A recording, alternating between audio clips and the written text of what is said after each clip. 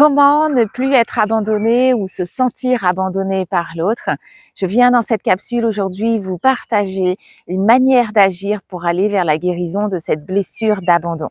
Bonjour à tous et bienvenue sur To Be Your Joy. Je suis Aurélie Enda, thérapeute énergéticienne et j'ai la joie de vous accompagner afin de vous aider à débloquer vos situations, à apporter du changement dans vos vies afin d'aller vers votre joie véritable. Donc dans cette capsule, je vais également intégrer donc les liens avec les centres énergétiques, donc appelés également chakras, et vous aider à comprendre quels sont les centres énergétiques qui sont impactés par cette blessure et également donc par cette proposition que je viens vous faire pour aller la guérir aujourd'hui.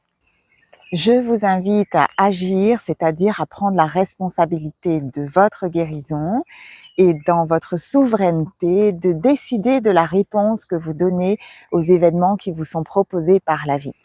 Très souvent, on va parler du donner et donc de la volonté de donner ou de la capacité de donner à l'autre dans le lien, de manière à pouvoir se sentir nourri d'un point de vue émotionnel ou autre dans la relation.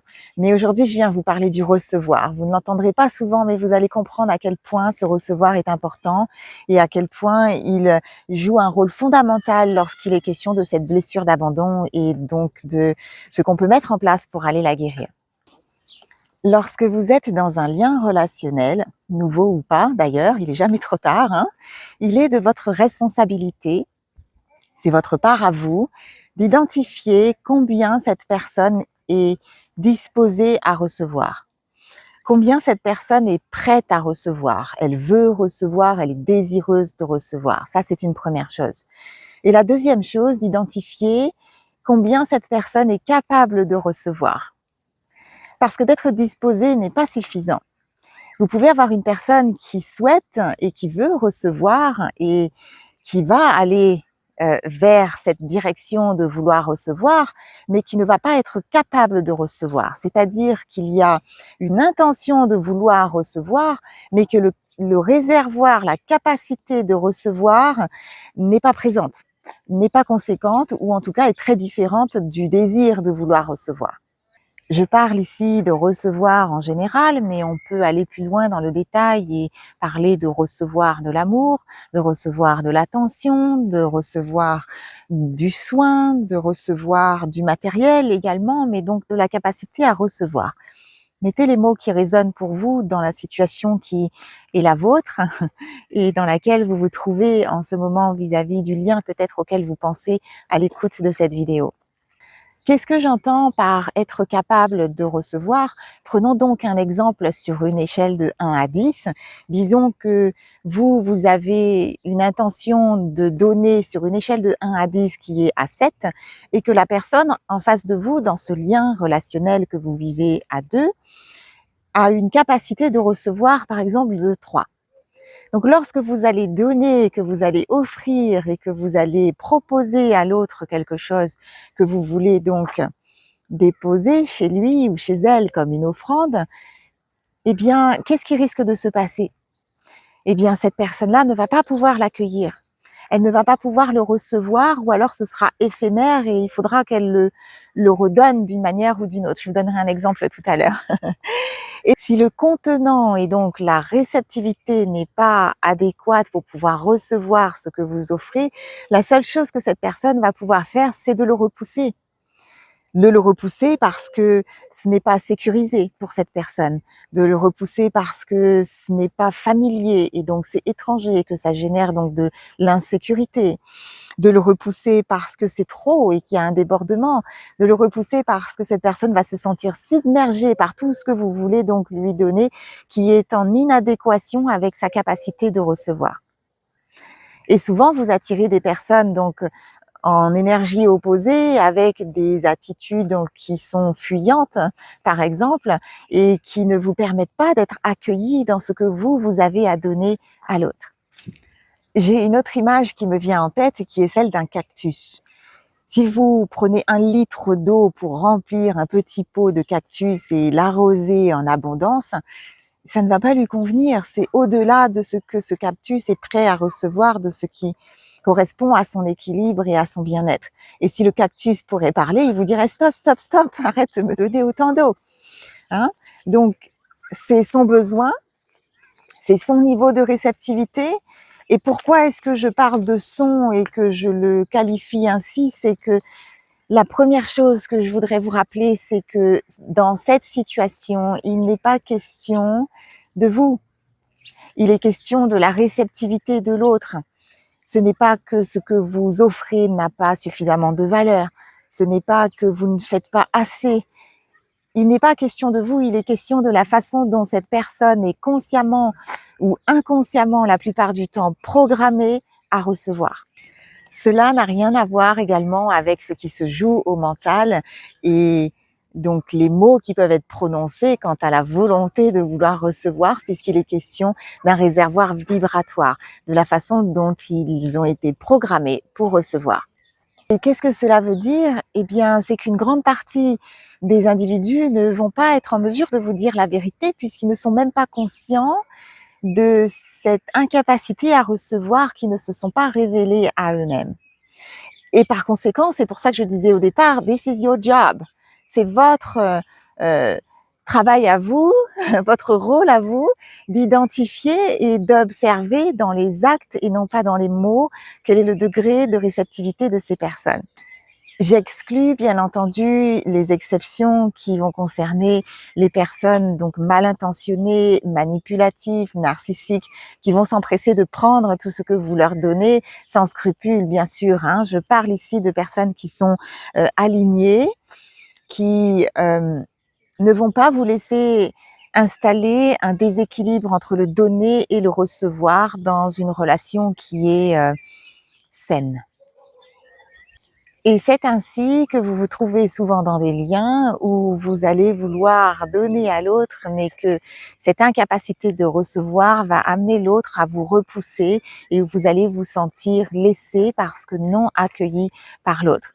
Et parfois donc cela vient donc activer votre blessure d'abandon, mais aussi votre blessure de rejet. De l'incapacité de l'autre à recevoir, vous n'êtes pas responsable.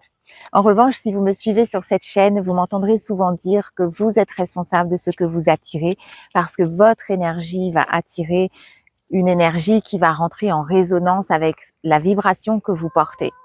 Ce qui veut dire que la part qui vous appartient va correspondre à l'énergie que vous émettez dans cette blessure d'abandon qui va attirer donc des personnes qui vont en miroir vous montrer cette blessure et vous la faire vivre encore et encore jusqu'à ce que vous alliez la guérir. Lorsque votre blessure d'abandon est toujours ouverte et qu'elle demande encore à être guérie, votre vibration va attirer des personnes qui vont réveiller cette blessure. Et par conséquent, vous êtes comme supposément avec un tableau avec lequel vous vous promenez, sur lequel il y a marqué « Je vais être un match de ton incapacité à recevoir ».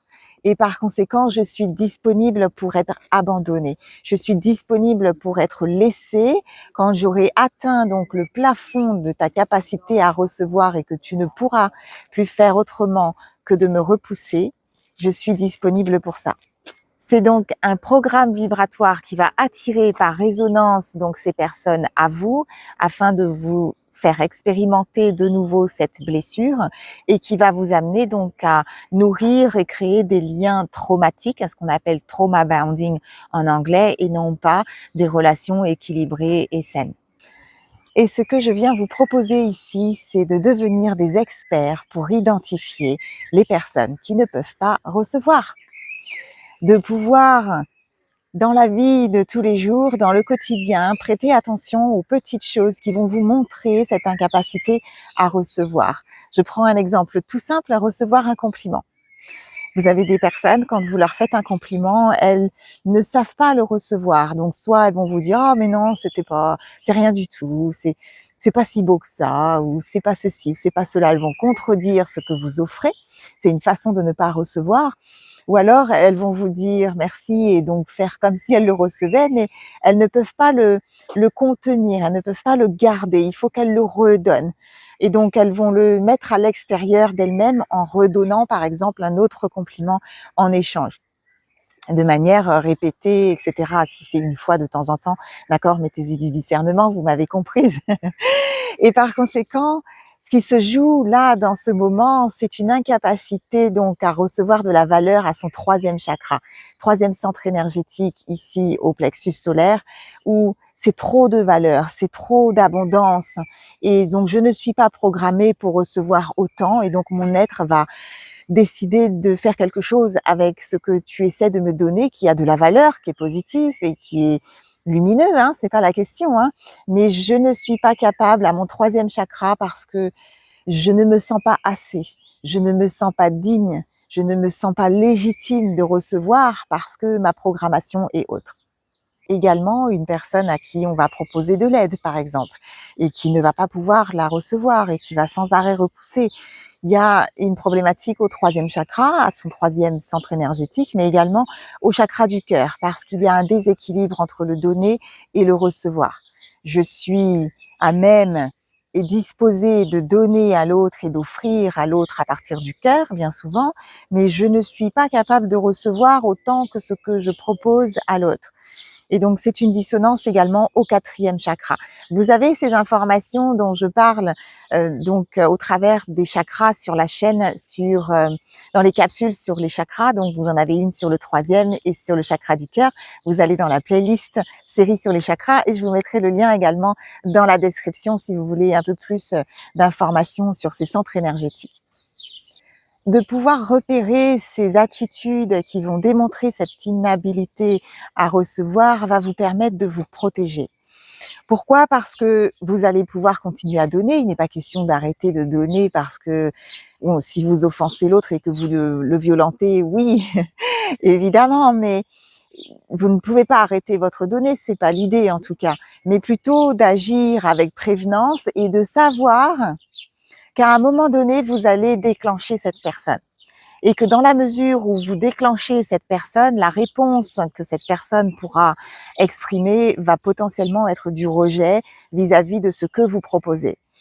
Et lorsque vous avez cette blessure d'abandon, vous avez une capacité souvent dans ces cas-là à prendre personnellement donc ce refus et l'attribuer à votre personne, à votre troisième, qui va vous raconter que vous n'êtes pas assez, que vous n'avez pas fait assez, ou que ce que vous avez fait n'était pas bien, etc.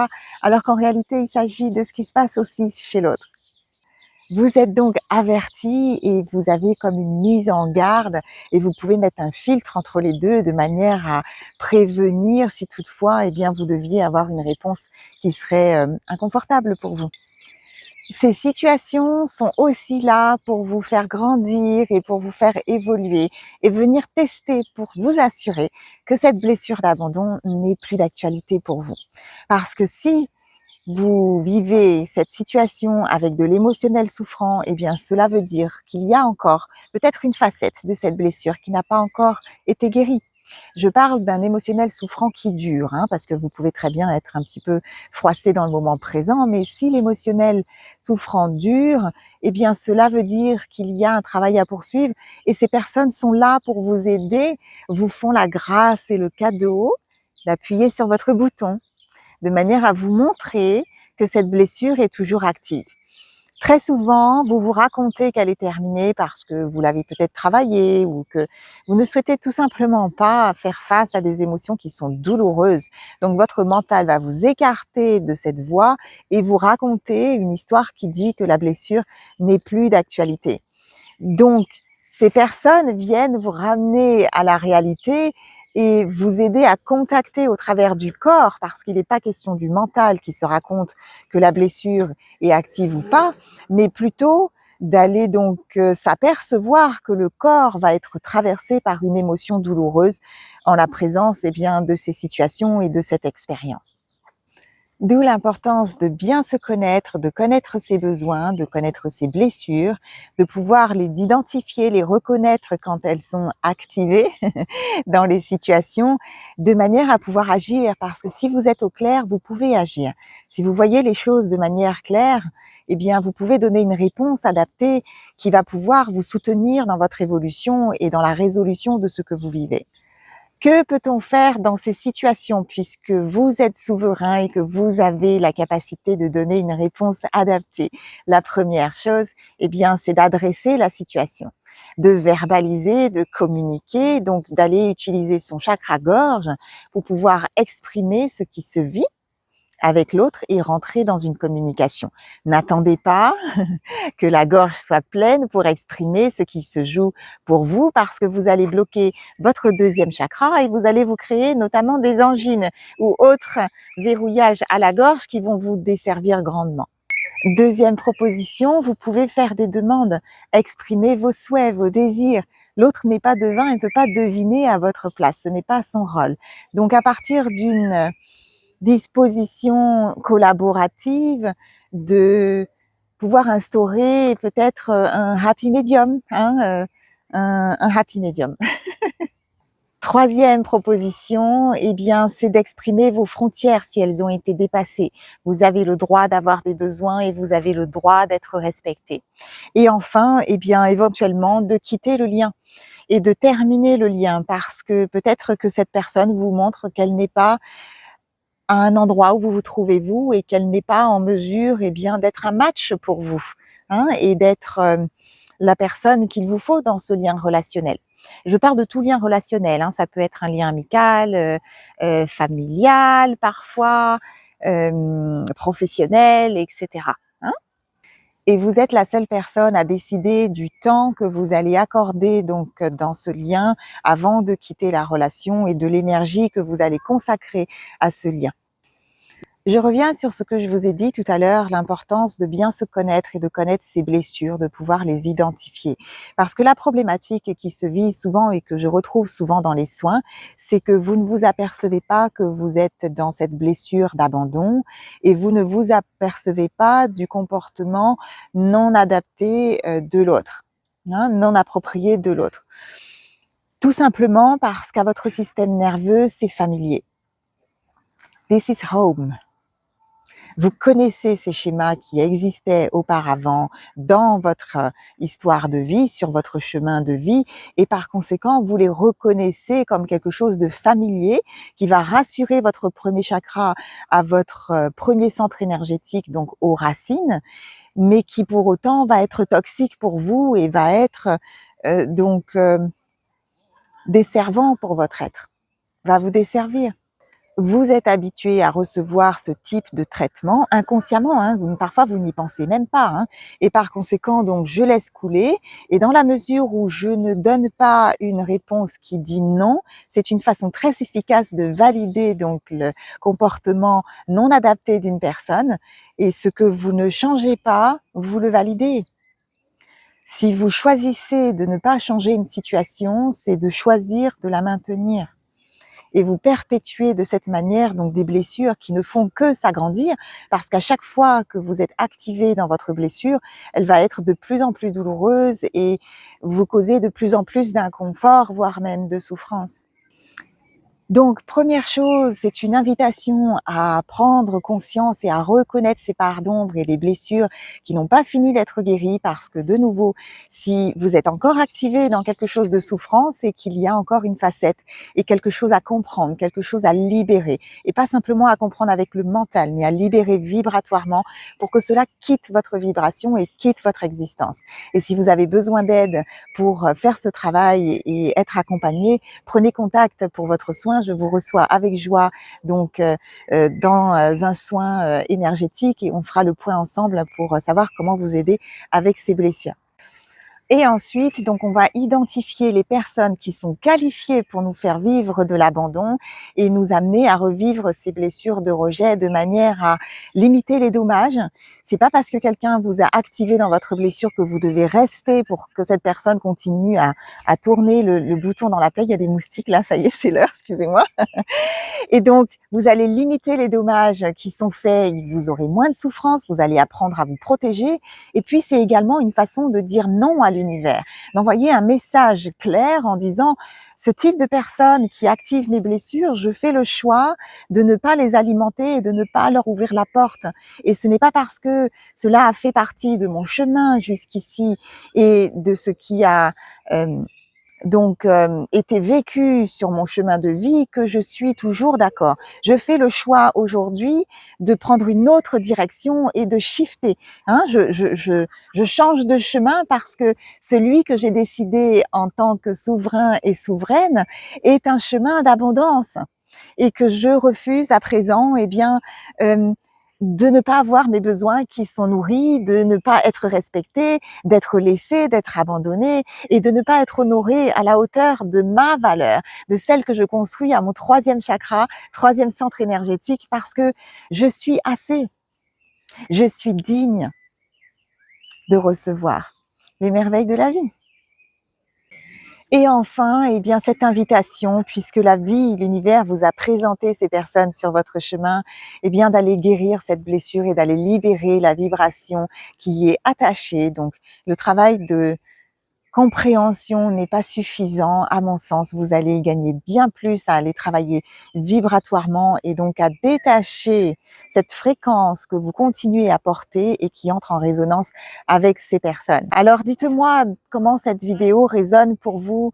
Avec quoi vous repartez de cette vidéo? Dites-moi dans les commentaires. Je serais contente de le savoir. Et si vous voulez aller plus loin, vous avez 2 autres vidéos que j'ai tournées sur le sujet. Une qui aborde la question de pourquoi je n'arrive pas à quitter une personne et donc j'ai du mal à quitter le lien. Et la seconde sur la blessure d'abandon qui va énoncer 3 raisons qui pourraient vous empêcher de quitter cette personne et donc de terminer le lien et qui sont en lien avec la blessure d'abandon. Voilà, j'espère que cette capsule vous a plu. Je vous remercie de m'avoir suivi jusqu'à ce moment présent de la vidéo. Je vous retrouve bientôt pour la prochaine capsule. Et en attendant, comme toujours, eh bien, prenez soin de vous.